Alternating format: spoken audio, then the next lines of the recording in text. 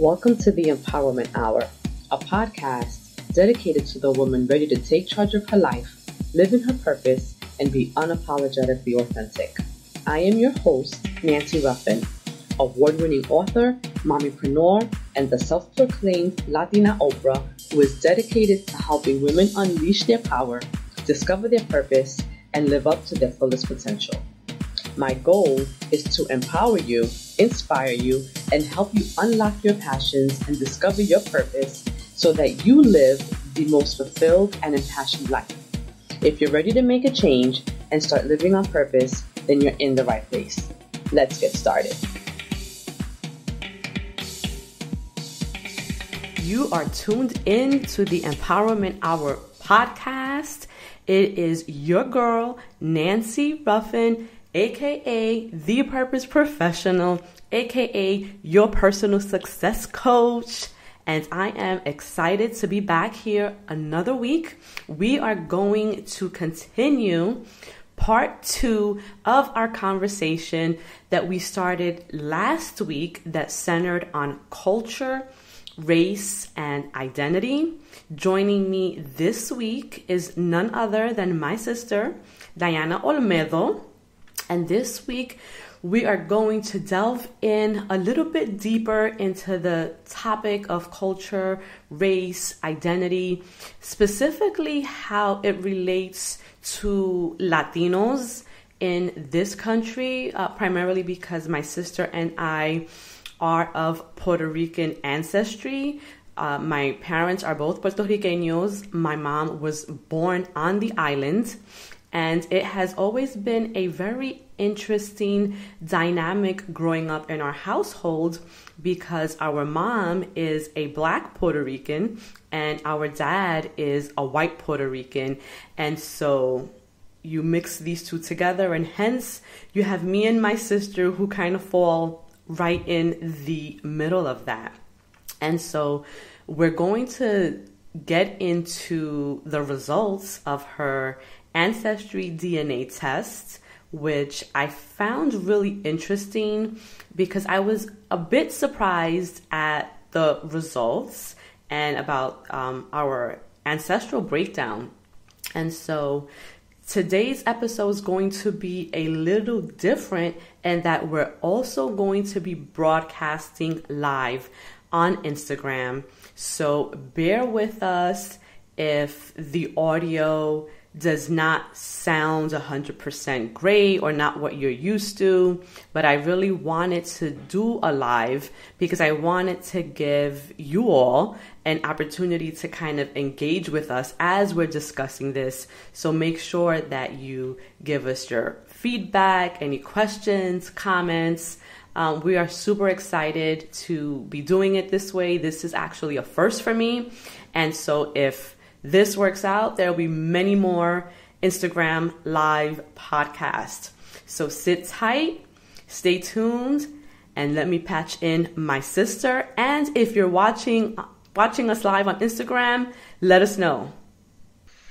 So I am back, and joining me this week is none other than my sister, Diana Olmedo, and we will be continuing our conversation on culture, race, and identity that we started last week. So Dee, I guess, how was the conversation for you that we had last week? Like, how did you feel about the things that we discussed? And I guess for those of you who didn't have an opportunity to tune in, give me a second, I just wanna. All right. So for those of you who didn't have the opportunity to listen to last week's episode, what we mostly spoke about was our own personal experiences with race and the fact that in our household, our mom is actually a Black Puerto Riqueña and my dad is a white Puerto Rican, and yet we never really had... But why you said it like that? What? Like what? My mom is a Black Puerto Riqueña, but my mom's a white Puerto Rican. I don't know. It might be in my head, right? Yeah. That we associate the white with Americanizing the word. Yeah, no. He's a white Puerto Riqueño. Yes, he's a white Puerto Riqueño. But the point is that we never really discussed race in our household, right? And it wasn't probably until we were a bit older that we really started having these conversations about race. Right, Dee? So what do you want to add? Definitely. I mean, I agree with you wholeheartedly. I mean, it wasn't a conversation that we had, growing up. And even though our parents are very proud of who they are, it's almost to the extent where they're so proud who they are, they don't really relate to one or the other. Whereas I think that's kind of where I got my take on race and, what it means to be a Latina and who I am. So I guess because I feel like dad being white in skin tone and mom being darker in skin tone, they always both identify. Say that again. We kind of lost you there for a second. They both identified as being Puerto Rican. Right. So It was never that like I'm a white Puerto Rican or I'm a dark Puerto Rican. It was just like they were Puerto Rican. That was it. And I actually want to talk about that because I think that for many Latinos, we identify more with culture than we do with race. And I think that for that reason, Latinos have had a hard time claiming their blackness, especially when they're clearly that they're black. And I say that because, and I said this in last week's episode, in this country, particularly, we tend to assign the term black to African Americans almost exclusively. So whenever we talk about being black, people automatically assume that you're African American. And the truth is that term black is not exclusive to African Americans because blacks kind of, we're all across the globe. As I mentioned last week, we have black Puerto Ricanos, we have black Dominicans, we have black Cubans, Mexicans. I mean, we're everywhere. And that is a result of the slave trade, right? Because we know that the ships landed in so many different ports. And so I think I want to talk a little bit about culture versus race. And I think, what does that mean to you? I believe that we went into it a little bit last week, and I'm still firm in what I believe in race and culture is to me. But I identify more with my culture than I do with my race. Only because my race is very mixed. It's such a gray area. Right. It's mixed, right? Because we're not just one. I'm clearly not white. Right. Right. I'm clearly not black. Right. And I'm not Indian either. I'm not indigenous. Right. So I'm a mix of all those things. So I really just identify mostly with the fact that I'm a Puerto Rican American. That's it. That's when people ask me what I am. I'm very proud to say that I was born in this country, but my culture and everything else is Puerto Rican. Right. And so I have a question here. Someone is asking, is nationality and race the same? I ask because people are asked, what is your nationality? And I think that is actually a great question. And I was prepared for this question. And so when we think about race, when we talk about race,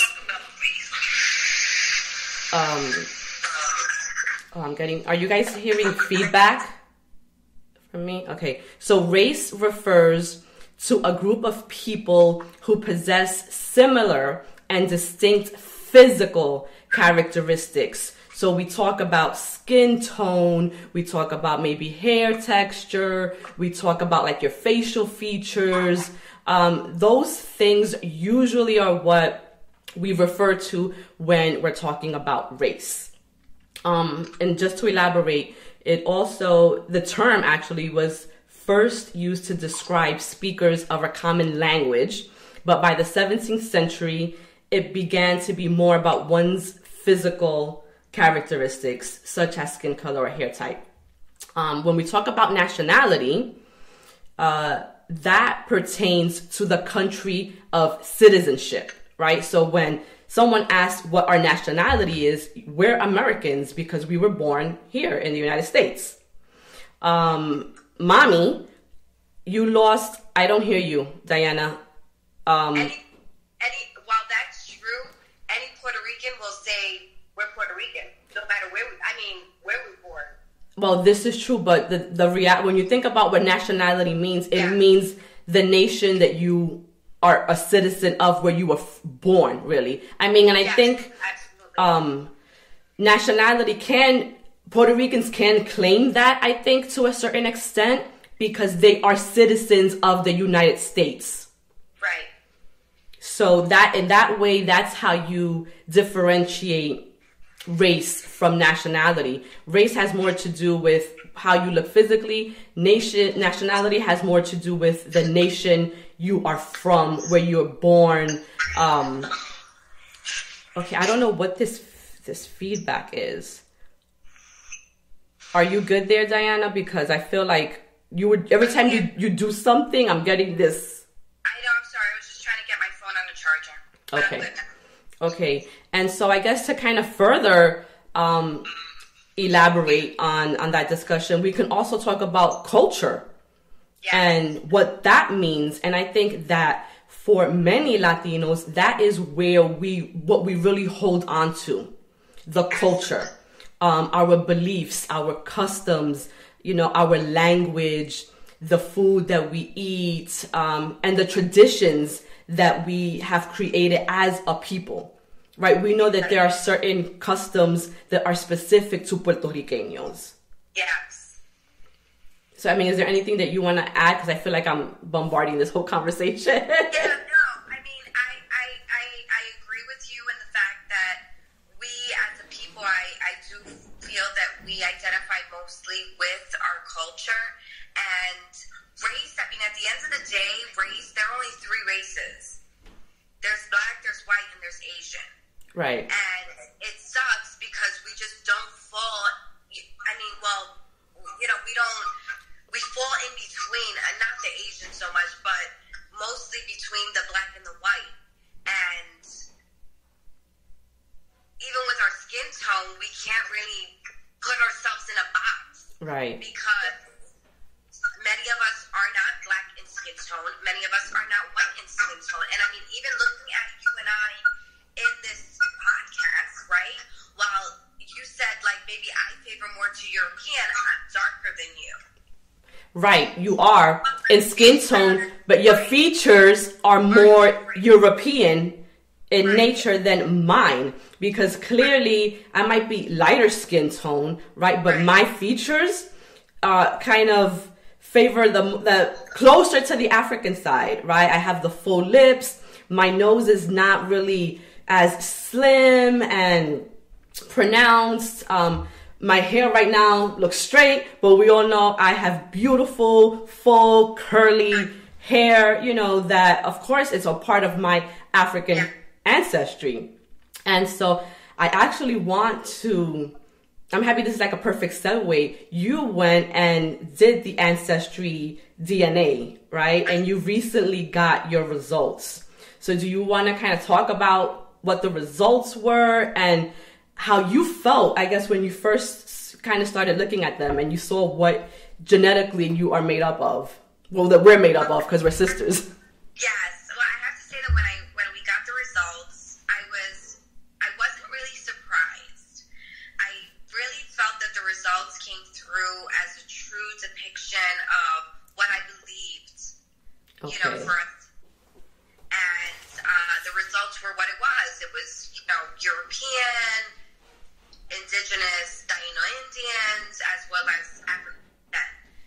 And it was nice to see that it was just a confirmation of what I already knew, what I had learned through the years. I took a course in college that was a Puerto Rican class, and I was pretty much aware of ASAP, right? Mm-hmm. So, it was because of the conversations that you and I have had through the years, and it was more like kind of show you, because I felt like we always had not disagreement, but just there was always that banter back and forth between you and I. Because I always believed, and I still do. And I mean, this is something that I think is really important, because we can't tell people how they self-identify, right?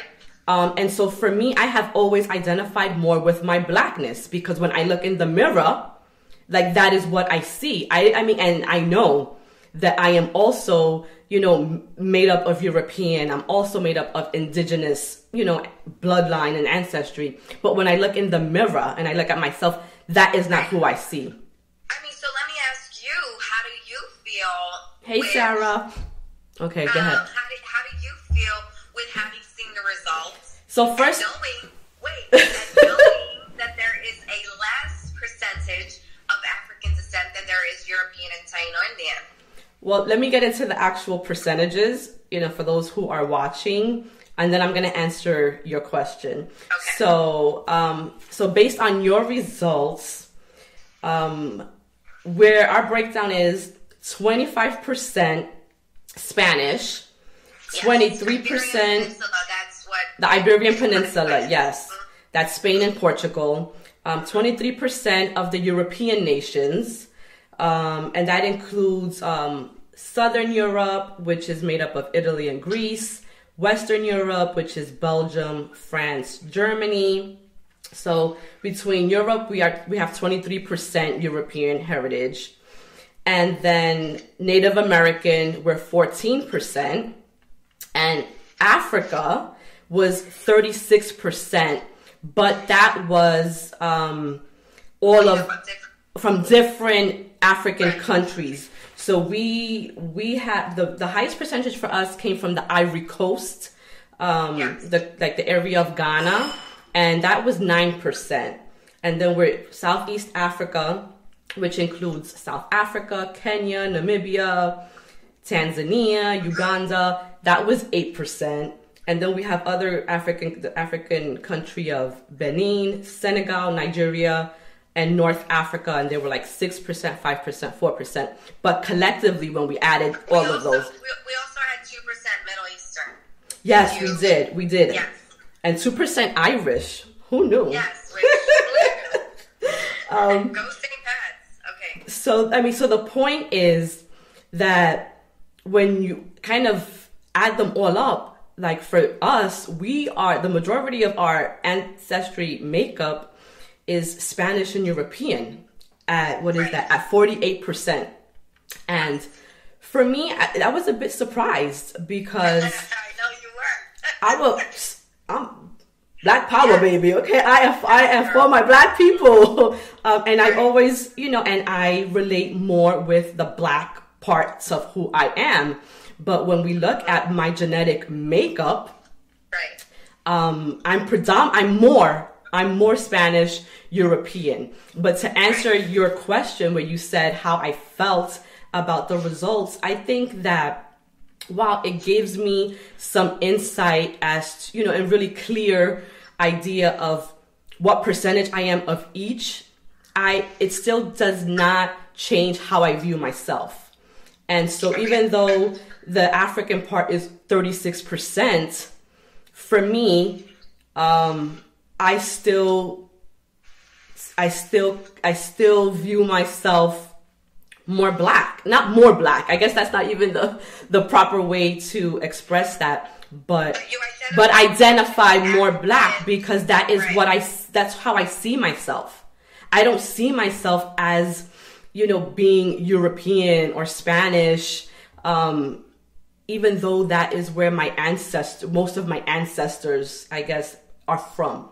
And then I guess to circle back to present day and culture, right? I think this is why many Latinos identify more with their culture, with their heritage, with their customs, with their traditions, the language, than they do with race.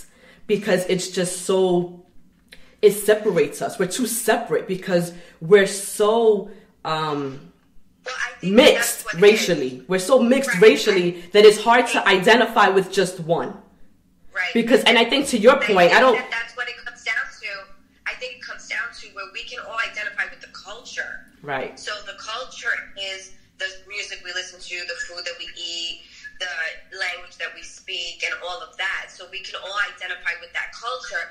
But because, like you said, we're so mixed in race as far as skin tone and feature-wise and everything else, that it's difficult to say that we are one or the other, which is why I don't, personally, I don't gear to any which way. I don't feel that I'm more indigenous than I am European, or that I'm more African than I am European, or more European than I am African. I just don't. I identify as being trigueña, Puerto Riqueña, because I'm not white, I'm not black, and I fall somewhere in the middle as far as my skin tone and my features, but currently I'm 100% Puerto Riqueña. Right, and I think that it's important to also mention that because we are so mixed racially, that, and I think this is to the point you made last week, that if we claim one over the other, it's almost as if we're denying the other parts of us, right? And so I think that may be another reason why it's hard for Latinos to claim what their race is. But I also know that there are a lot of Latinos who have a hard time claiming their blackness. Even if you show them their ancestry DNA results, they will have a hard time accepting the fact that they are black. But I think, and we touched upon it last week, and I think that that's wholeheartedly because of the correlation between African American and black. Mm-hmm. One meaning the other, and those being interchangeable. Because, we have talked about this in length because of our own mother, who is dark in skin, and she, till this day, will say she is a dark-skinned Puerto Riqueña. Right. She will not claim being black anything. That's only because when, in her mind, having grown up in New York, through the 60s, the 70s, the 80s, black was kind of assigned to African Americans. Right. And she is not, and she will never identify as being African American. Right. Whereas she will admit to the fact that, yes, clearly there's African descent because she's dark in skin tone, but it's a mixture, and she understands that. So she's never going to claim just her African side, never claim her European side, because her features and her skin tone don't correlate with that. So, it's interesting because what I want to do now is share some of the feedback that we have been getting this past week from those who listened to our episode last week. And I'm not going to say who sent these messages just because I'm not sure if they want me to share them or not. So I'm going to keep it anonymous. But one listener was talking about the fact that her husband is a Black Dominican, and he has a really hard time saying or accepting that he's Black. So I'm just going to read some of the messages that she sent to me. So she goes, she wanted us to talk more about how Mom accepted her Blackness, because that's what we talked about in the last episode. She's like, how do you enable her to realize that, yes, we have African roots? I want you to, wait. You put a mirror up to their face and you say, sweet, there is Black in you. Right. In your ancestry. And then, really, is it that simple, right? You look at yourself, and your color had to come from somewhere. The Blackness didn't come from white people. Absolutely. And I think, and you know what, it's so funny, but I think it's almost teaching them the difference, right, between race and culture. Right. And understanding that no one is that you are Black culturally. We understand that you are Cuban, that you are Dominican, that you are Puerto Rican, that you are Brazilian, that you are, all these different cultures and nationalities, right? So let me just, before you continue, let me just read the definition of what culture is again, because I think people get that confused. And so culture is the way of life that consists of the general customs and beliefs of a particular group of people.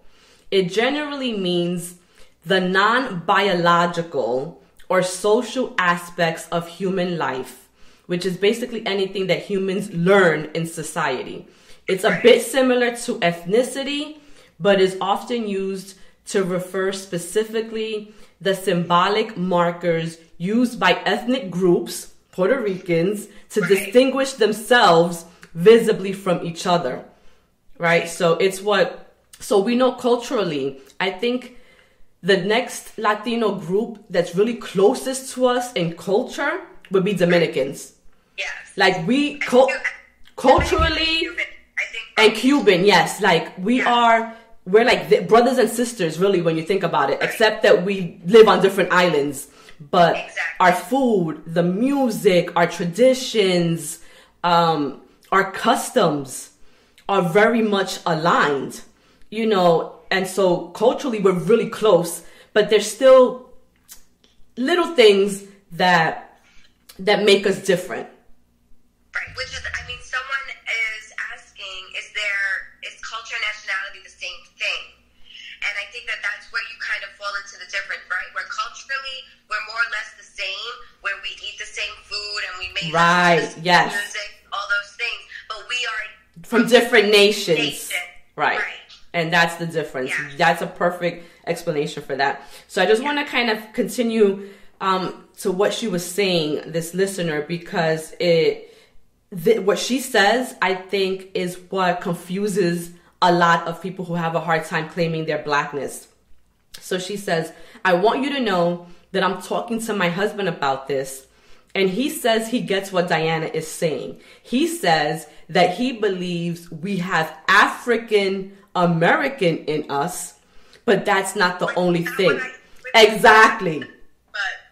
And so that was what I said, and I think it's because they misunderstand, or they have programmed their minds to hear just one thing. And that was not what we're saying at all. And so what I replied to her was, Diana nor I are saying we have African American in us. In fact, we are not African Americans at all. We have African roots, meaning blood from the country of Africa, like the continent of Africa and the countries that reside in that continent. So I said African, like the Africans that went to Puerto Rico on the slave trade. Right. Those same Africans didn't migrate to America. Right. They were there, and that's right. But those Africans were brought to America, and in that respect, they became African American. Yes, right. What we have is African Puerto Rican. Right. Exactly. Yes. Rico, right. And so I think it's important to almost clarify that African American is also a culture in itself, an ethnicity based upon the customs and traditions and culture of the United States of America. Right. Especially, really, when you think about it, right? When you think of African Americans, the African Americans that came and that were in that slave trade, we don't have the same, which is where the difference comes in, right? Right. Most eat certain foods, they identify with a certain culture, right. All of the things that we don't identify with. Right. Because we're not African American and we're not of African American descent. Right. We are of African descent, where you do hear it in the rhythm of our music and other things, and those things will cross cultures. They cross cultures. Right, but by no means is it one and the same. Right. So I'm going to share another comment that another listener shared, and she's like, love this conversation. there is so much that goes along with this topic. From a personal perspective, once I moved out of New York, I noticed a lot of America doesn't really know Caribbean Latinos. Too much to type because I can get really deep with this. I learn to educate people along the way when I get asked my ethnicity. So I think that that's also... Okay, so wait. Mommy just commented. Okay, let's see what she said. Okay, I'm a dark-skinned Puerto Rican and I don't care what nobody says. Mommy... Because she's great. But mommy, we're not saying anything. We know you dark-skinned Puerto Rican, but technically you black, mama. Just say that you are black Puerto Rican. Okay? There's nothing wrong with that. You're a beautiful black Puerto Rican. No, she's dark-skinned. That's it. Don't say mom. I mean, if you... She's so funny. So let's see if we have any other questions here or comments or messages. Give me a second, guys, because I know me and Diana have been talking a lot and I don't. Okay, so Samantha asks, is race solely physical attributes?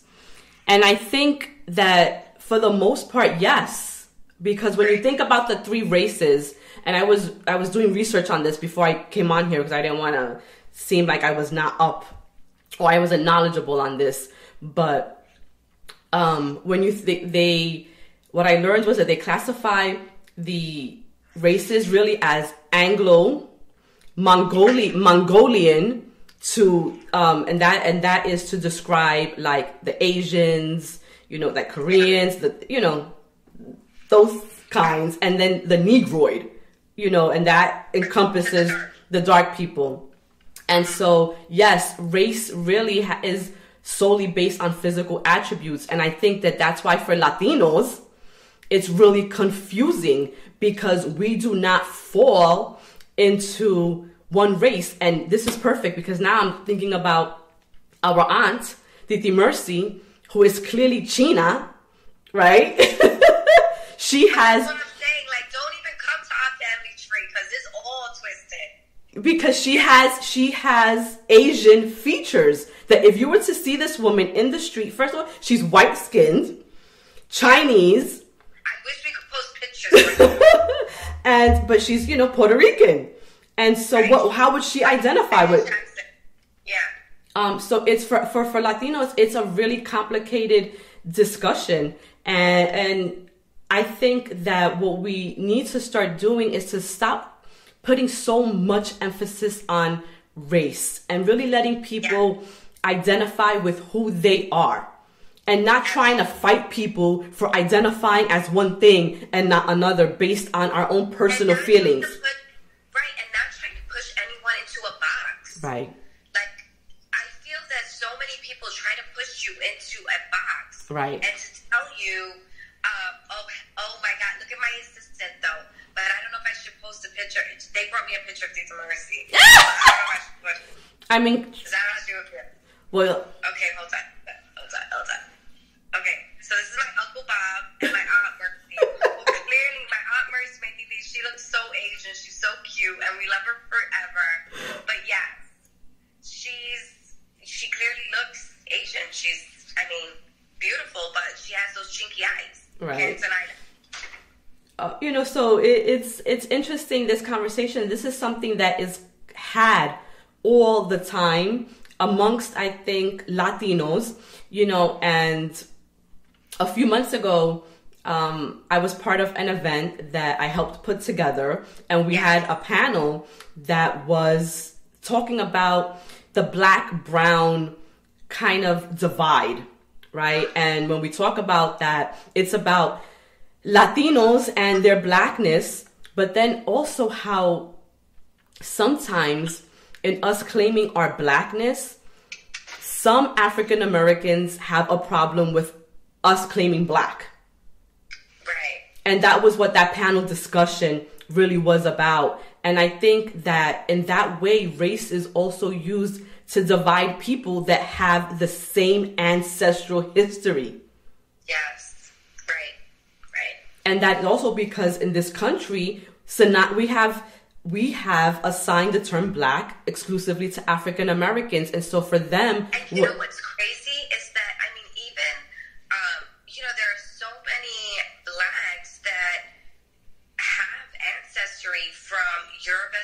Right. Because of the mulattoes and, you know, all right. of that, all of everything that happened back then, you know, the interchanging of both races. Right. All of that. And the mixing, I mean. The mixing, right, and, exactly. And the thing is that the way the world is moving, there's going to be much more race mixing. Oh, yeah. That eventually we're going to get to a point where there isn't going to be just black and white. It's not going to be that simple. And I think that, you know, the U.S. government really has done its job in trying to keep us divided by having all of these different quote unquote races. You know, and I was looking at the U.S. Census Bureau website last night as I was preparing for this. I want to know, and right now on the U.S. Census, they have Native Hawaiian as a race. Since when was Hawaii is a state, a part of the United States? Since when it became its own race? They also had, who else did they have? They have white, black. Well, I mean, but think of, you know what, it's crazy though, because, right, when you think of somewhere like Hawaii, who they're from, feature-wise, and how they look, are very Polynesian. Right. Which is, they favor more to an Asian Yes. guy, right? Yes. But culturally, where do they fall? Because now they are part of America. Right. Well, they have their own culture. Right. They have their own culture. It's in the same way, if Puerto Rico was to become a state, right, we would still maintain our own culture. I mean, in a lot of ways, we have also adopted American culture because, I mean, we've been a colony forever, you know, and exactly.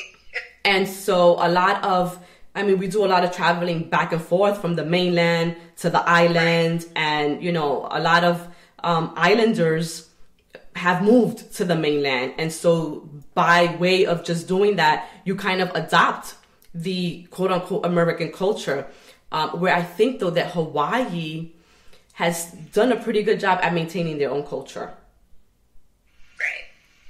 But so, I mean, I think they definitely try, and I think that that's the fear, and that's a whole nother conversation. But I think that that's so much the fear for Puerto Ricans and having Puerto Rico become a state, and that we would lose our culture, somewhat of our culture and our history, and I mean, to the respect where, like I said, I took a Puerto Rican history class and I learned so much about Puerto Rico and about our history from the island that was so different from what was taught to me in, say, an American history class. Right. And I think that that's what they don't want to lose, right? You want to be able to still understand the plight of your people.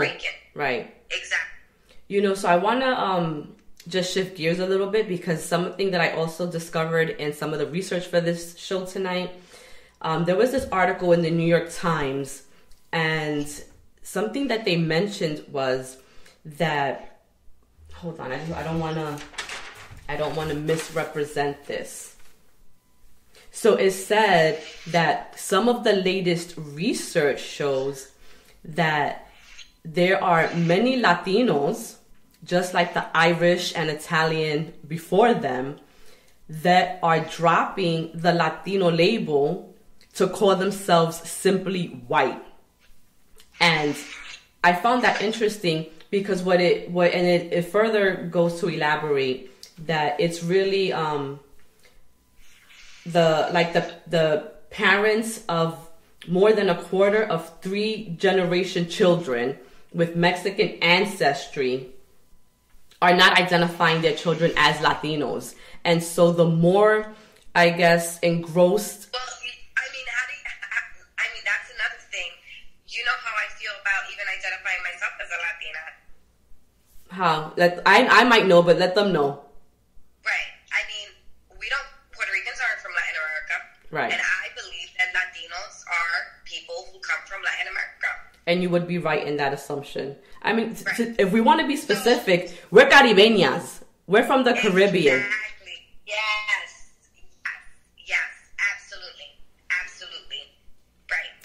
Yeah, absolutely. Someone here is saying Gino 1367, 2030, this world will have more Latin people than white or black. And you're absolutely right, because that was also something that I discovered in the research, that by, in a few years from now, the Latinos or Hispanic, group is going to be the majority in this country. And they have been the fastest growing minority in this country for the last, I think, 10 or 15 years. And I might be getting those numbers wrong, but they have been the fastest growing minority group. And then here, Scooby Beef 67 says, this is what's going on. The new generation today, Puerto Ricans don't even know where they come from. They don't even talk about the ancestor. I think I don't understand the last, but I want to actually touch on that as well, because as we have our own children, right? And I'm sharing this because we grew up in a very Puerto Rican neighborhood. We grew up with all of our family, with our cousins, with our abuela that was a real traditional abuela. She was old, spoke only Spanish. And not like these new abuelas. Right, exactly. Hanging out and they don't want to babysit. Yeah, but we're not judging. We're not judging. Right, but we're not judging society. But we grew up in a time where we spent, nights in our grandparents' house, while our family, made pateles for the holiday season, and all of these things that are indicative of our culture and our customs that we don't do today, right? Because now we're just busy. Like, I can't see myself being in my kitchen, for days on end, doing masa and doing pateles, and, that a part of our culture and the traditions that we grew up with is getting lost because of how we are, I guess, growing within ourselves. And I don't know how to say this, but like my children, I don't live in a predominantly Puerto Rican neighborhood, right? So they're not seeing or being surrounded by people who necessarily look like them or have their culture. We're now having a mix of cultures, and I do my best to make sure that they maintain their Puerto Rican culture and heritage.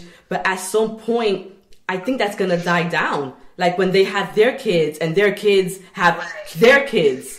And so how do we maintain our traditional Puerto Rican culture? Right. I mean, it's a struggle. And especially, you and I are in the same boat. We live very near each other. We live really close to each other. And the demographic that makes up our neighborhoods is pretty much the same. I do it by just pushing it and throwing it on them the way it was thrown on us. We only listen to predominantly Spanish music when we're in the car. Right. And they'll be annoyed. It's so funny. We were in the car yesterday, and my kids were able to sing along to Spanish songs, and it made me feel good, because I was like, okay, at least they're getting this part. At least they understand what it is to eat the food, to hear the music, to do all those things. So, but I agree with you. I agree with you that as our cultures keep intermingling, a little bit gets lost with each generation. Right. And so, this conversation, we can keep this conversation going for hours, because there's just so much to unpack when we're talking about race, when we're talking about culture and identity and how everyone self-identifies. But for me, it was really important to have this conversation, because maintaining the culture is something that I think you and I are both really passionate about. And it's something that we try really hard to instill in our kids, because we realize that they are growing up very differently than we are. Like, we were immersed in our culture by way of just living, right? And in our neighborhood, and with the people that were surrounding us, and, we used to get together for Sunday dinner, at grandpa's house. And that in itself was just a really strong reminder of like our roots and how Latinos really value familia and how we put our grandparents on pedestals, like, you know, like they are the matriarchs and patriarchs of our family.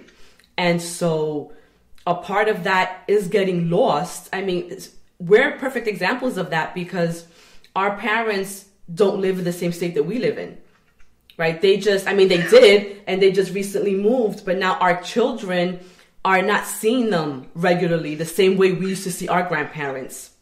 And our parents are English speaking. Not that they don't speak Spanish, they do, but in our house, we grew up in an English speaking household. Yes. It was because our grandparents only spoke Spanish that we learned Spanish. We were forced to communicate in Spanish if we wanted to communicate with our grandparents. And so here, someone is saying Spanish was spoken at home to keep the language. And I think, and that's to your point, Diana, where you're playing the music in your car because you want to maintain the language somehow. Because even though we're not speaking Spanish in our household, we want to make... Okay, so we do have someone here, Scooby67. Can I ask you something, sweetheart? Do you know your real history from the beginning of time, of our history, Puerto Rican history? Do you really know? Because I do. This is someone who I think identifies as being Indian, he says. Right. Whereas, I mean, I think that we are pretty aware of our indigenous roots. Our history and our indigenous roots, but we cannot disclaim that the Taino Indians were almost obliterated. Right. You know, on the island when the Spaniards conquered it. Arrived, right. Conquered it, and they brought with them those African slaves, right. which is the intermingling of everything that makes us up. So I think we are pretty aware of what that is. I mean, it's crazy. You identify yourself. People can identify themselves as Indians, but then why do you speak Spanish? Right.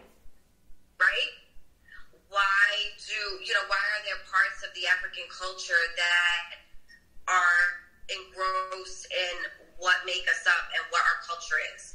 It's all those things. And I think that what I've always tried to say, and I think that what we agree on, both you and I, Nancy, is that we are made up of these three different things. Right. And I also, I don't want to discredit Scooby Beef 67 because this is, again, what I'm saying. We have no right to tell people how to self-identify. Exactly. I agree. And so, but you have to also, like, the history is the history. You can't negate the fact that the Spaniards and the Europeans came to Borinquen. That's what the island was called at the time. They changed the name of Borinquen to Puerto Rico because to them it was rich port based on the riches that the island had and was providing for them. You know, and so we know that the native people of Borinquen were the Taino Indians. But like you said, when they came, they brought the Africans with them. And it was that intermingling that has resulted in who we are. And I think that your DNA, wait, I don't know if he joined after the DNA results, but it's reflective in our ancestral breakdown and, you know, the percentage of Spaniard European we have in our blood and the percentage of Indian we have in our blood and the percentage of African. So I'm sorry, go ahead. And you know what's crazy, and I think that what's difficult for people to wrap their heads around, which is why I think some people want to identify more with their African portion, is because the Tainos, like I said, were conquered by the Spaniards. The Africans were conquered by the Spaniards, and it's almost like we're going to go for the underdog. Right. Right? Because the Spaniards, in a way, are looked at as in a negative way because they were conquering over these other people that were either indigenous, to the islands, as well as you draw from Africa against their will. Right. So I think that that's why some people just don't want to claim their Spaniard side or their European side because of that. Right, because it's almost like that, the colonization of our people, right? I mean, we are hybrids of these three races, but because we were a conquered people, because someone came to our island and basically stripped us of everything that we had, right? And so we know they intermingled races, not because the Taína women, wanted to be with these men, but it was very likely that they were raped, right? And taken advantage of. And then what resulted was pregnancies, and so all of these, babies were being born. And then, as you mentioned, eventually the Taino Indians became extinct, and now all you have was this intermingling of these races, and the natives are no longer there.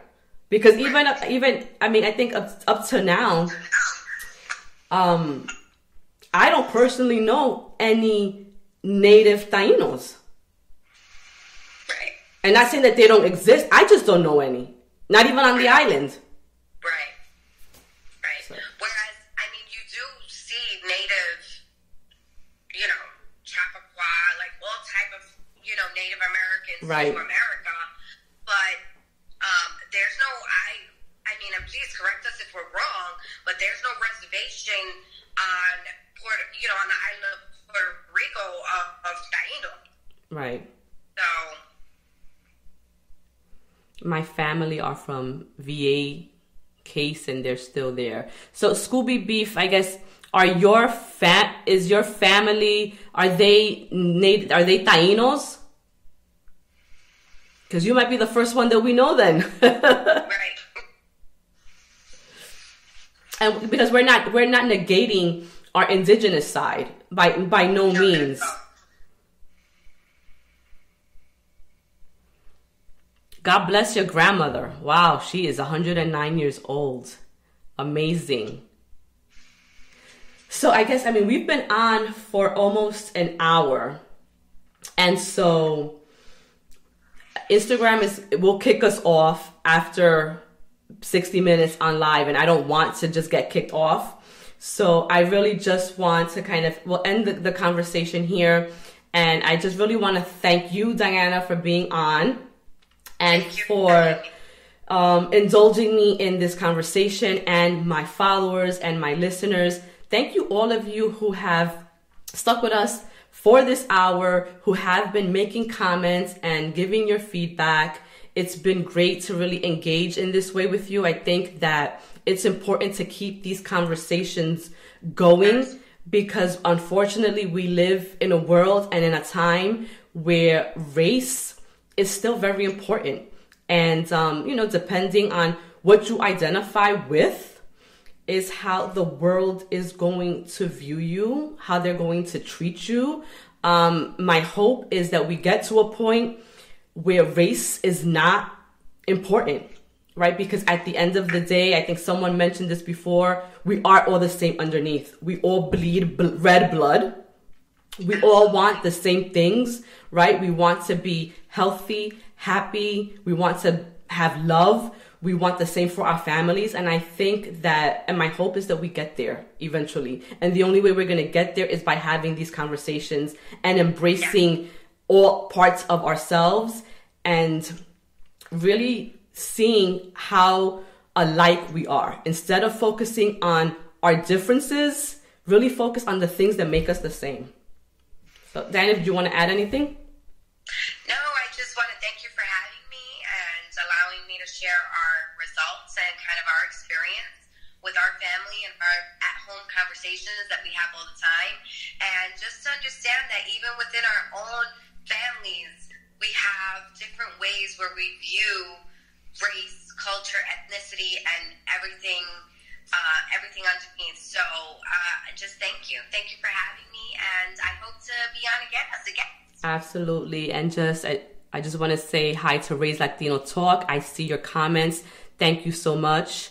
and Jay around. Absolutely, Black and brown unity build the community, and I think that it's important for the Black and brown community to unite because we are more alike than any other races, and we have to kind of tear down those walls that are our culture, right? Take away the culture part of it and really peel back the layers so that we can see how alike we are and use that to unite, because together we are so much more powerful than trying to divide each other and kind of one up the other. Like at this point, we're still minorities, but if we join together, we'll be the majority. Exactly. I mean, our lives are so parallel to one another that if we stick together, there's no stopping us. So I agree with that all the way. All right, guys.